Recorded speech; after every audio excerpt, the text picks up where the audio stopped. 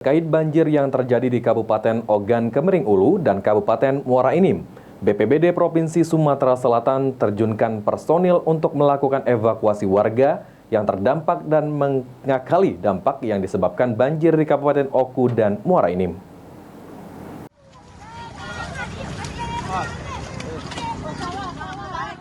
Terkait banjir yang terjadi di Kabupaten Ogan Kemering Ulu dan Kabupaten Muara Enim, Badan Penanggulangan Bencana Daerah Provinsi Sumatera Selatan terjunkan 2 tim untuk membantu penanganan banjir.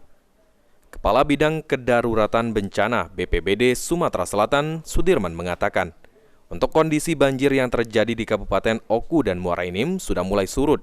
Kendati begitu, tim BPBD akan terus melakukan penanganan dengan melakukan evakuasi, penyelamatan, dan mendata kepada warga yang terdampak banjir. Selain itu, menurut Sudirman, pihaknya sedang mengkaji dan mendata dampak yang disebabkan oleh banjir di Kabupaten Oku dan Muara Enim, serta menurunkan tim trauma healing dan pelayanan kesehatan untuk memberikan pelayanan kepada warga yang terdampak banjir.